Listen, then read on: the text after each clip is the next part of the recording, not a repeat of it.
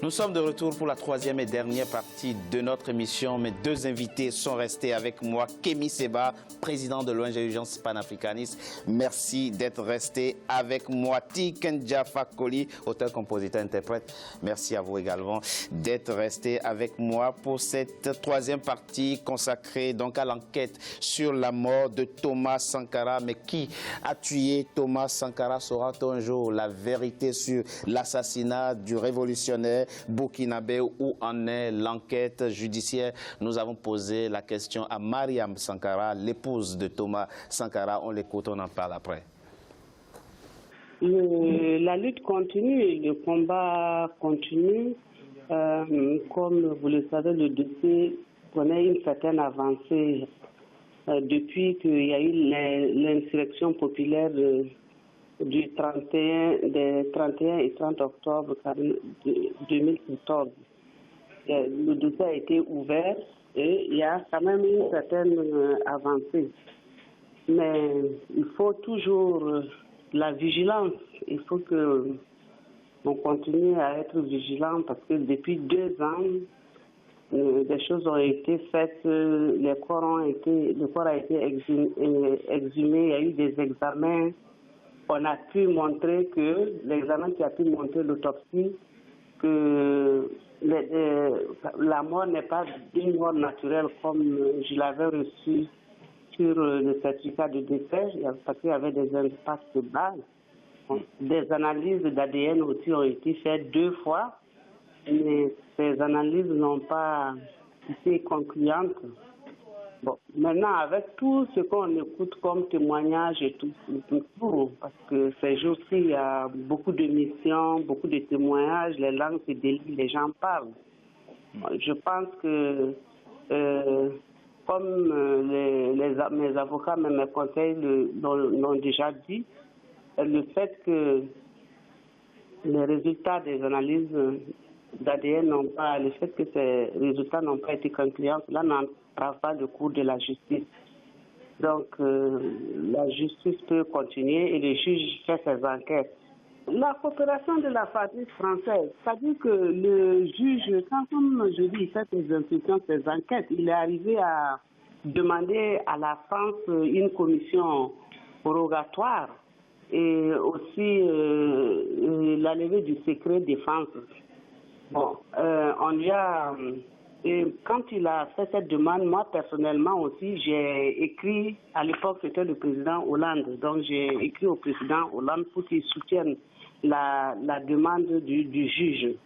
Et c'est le ministère des Affaires étrangères de la France qui a répondu que, en tout cas, ils coopéreront pour les ministères qui seront intéressés et tout ça, ces ministères vont coopérer.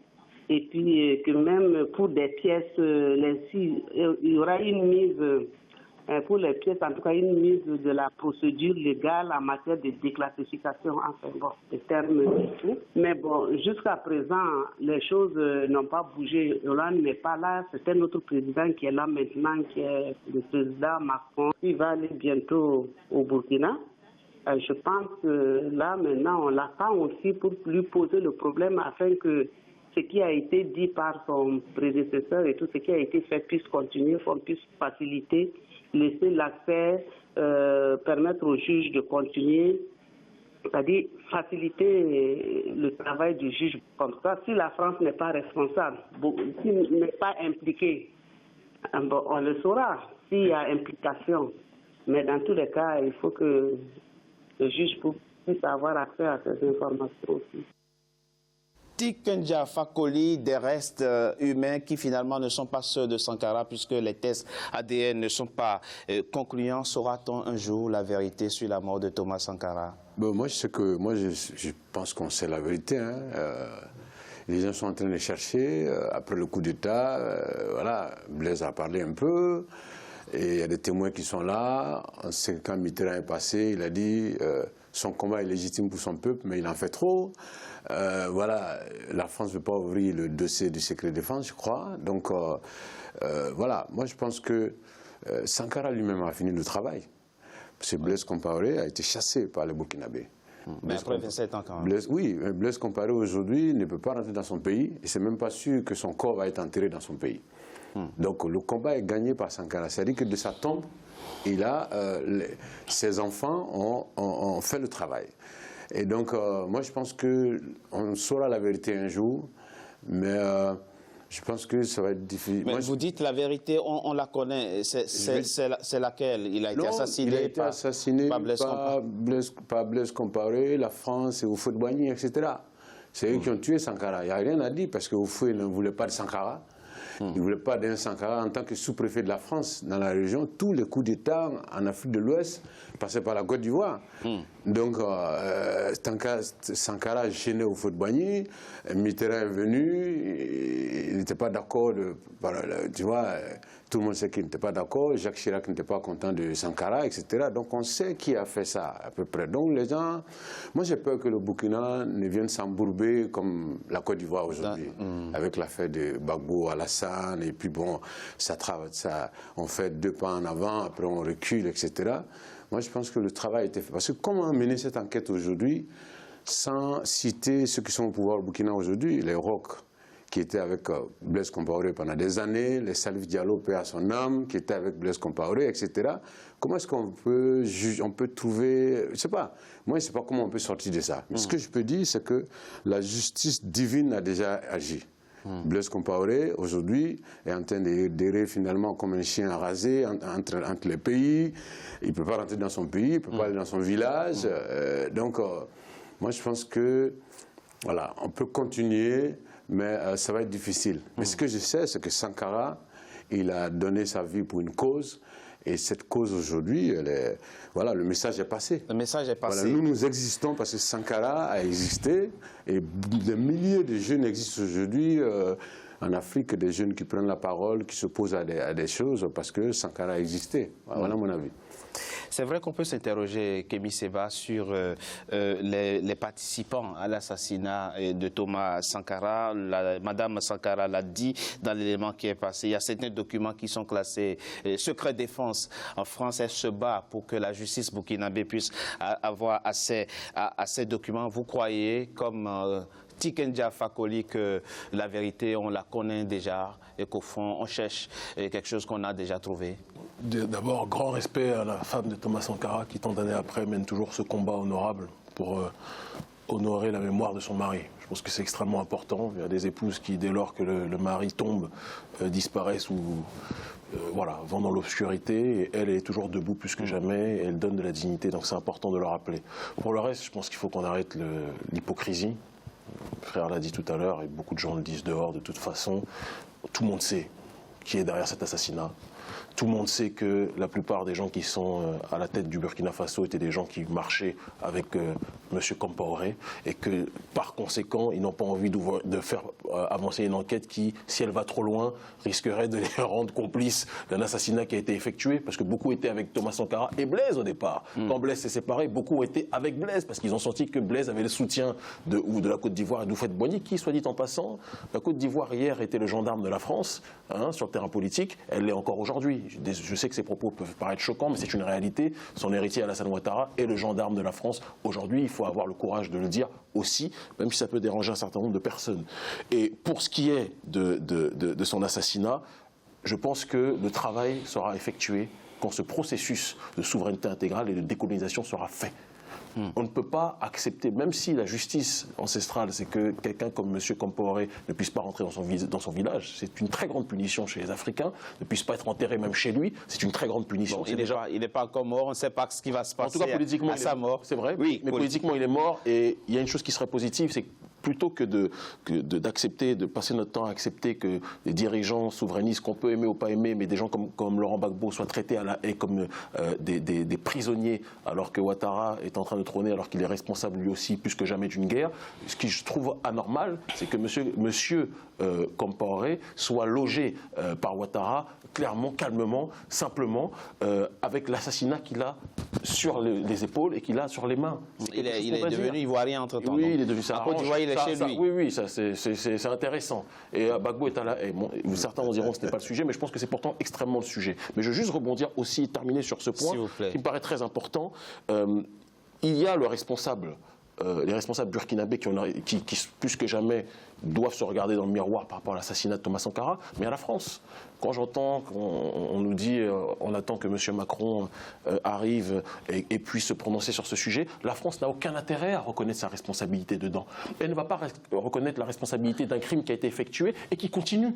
Parce que le crime de la France vis-à-vis de Thomas Sankara, c'est pas simplement de l'avoir assassiné, c'est d'établir un projet néocolonial visant à piller nos richesses, à piller nos matières premières, hier et aujourd'hui, avec la complicité de nos dirigeants africains. Je sais que ce que je dis est compliqué. Je sais ce que je dis peut paraître radioactif, mais c'est quelque chose qu'on se doit de dire. Il faut qu'on arrête d'être dans le tabou. Ça participe d'un projet, dites-vous. Est-ce qu'un jour, on aura la justice vis-à-vis de Thomas Sankara? Est-ce qu'un jour, on connaîtra les criminels? Mais même ma fille de 11 ans connaît qui sont les criminels et les assassins de Thomas Sankara. Tout le monde connaît les criminels et les assassins de Thomas Sankara. Et tout le monde sait que l'Élysée et la France, qui se présentent comme le pays des droits de l'homme, a une responsabilité politique viscérale dans l'assassinat de Thomas Sankara. Et c'est lorsque la jeunesse africaine prendra ses responsabilités, comme elle est en train de le prendre aujourd'hui, que la mort de Thomas Sankara sera plus que jamais vengée. Nous ne nous vengerons pas contre des peuples, contre des gens, parce que le prolétariat français souffre lui aussi. On se vengera contre les élites françaises et les élites africaines qui ont décidé de corrompre leur dignité pour sacrifier quelqu'un qui se levait pour la liberté, non pas d'un peuple simplement, mais des peuples opprimés de manière générale. Parler de Thomas Sankara, mais c'est aussi parler de vos combats respectifs. Tikendja Fakoli, dans la lignée de ce que dit Kémi Séba, vous êtes à la tête d'une coalition d'associations de la société civile qui vient de porter plainte, n'est-ce pas, contre l'ancien président Nicolas Sarkozy quant à la responsabilité de la France. Là encore, c'est un autre dossier dans l'assassinat de Mouammar Kadhafi. Qu'est-ce qui a inspiré chez vous cette volonté d'aller aussi loin jusqu'à porter plainte contre un président français devant la Cour pénale internationale? Mais je suis parrain d'un front de la société civile africaine. Effectivement, nous avons porté plainte contre Nicolas Sarkozy. Ce qui a fait le déclic, c'est l'interview du chef du cabinet du colonel Kadhafi, qui a commencé à parler un peu de cette histoire, comment est-ce que Kadhafi l'a envoyé rencontrer Sarkozy, et qu'il a posé une seule question à Sarkozy: pourquoi tu me fais ça? Et Sarkozy qui lui dit parce que tu te fous de moi, parce que tu n'as pas respecté tes engagements par rapport aux achats d'armes, etc. Donc nous, on considère que, voilà, au-delà de l'insurrection du printemps arabe, nous considérons que le cas de la Libye, c'est un règlement de compte personnel. C'est vrai que Benghazi était menacé. Donc je pense qu'on aurait pu trouver une solution. Mais l'intervention de la France, ça a été fait sous le mandat de l'ONU. C'est l'ONU qui a autorisé l'intervention en Libye. Je pense que l'ONU a peut-être rectifié après, mais Sarkozy n'a pas attendu que l'ONU donne. Voilà. Ce qu'il faut savoir, c'est qu'il a profité d'une situation et il a déstabilisé ce pays qui n'existe pas aujourd'hui. La Libye n'existe plus en tant que pays. Il y a deux Libyes aujourd'hui, et les enfants de la Libye regrettent aujourd'hui le temps de Kadhafi. C'est vrai que ce n'était pas une démocratie, c'est vrai que Kadhafi, il y avait des choses à reprocher à Kadhafi, mais notre objectif, c'est de dire que... Mais c'est symbolique, hein? C'est symbolique. Que l'Occident ne peut plus se lever pour aller poser des actes comme ça sans que les Africains ne réagissent. C'était ça. C'est un acte politique que vous avez posé. Politique, et nous avons porté plainte. Notre avocat, il est malien-canadien, il s'appelle Maître Malik, qui a porté plainte. Donc voilà, nous attendons le résultat de cette plainte. Mais même si la plainte n'aboutit pas, pour nous c'était important de montrer qu'aujourd'hui, en 2017, des Africains peuvent porter plainte contre un ancien président français et même un président français. C'était ça notre action, et je pense que c'est important. Kémi Séba, une similitude entre Sankara et Kadhafi, ne serait-ce que par le sort qui leur a été réservé.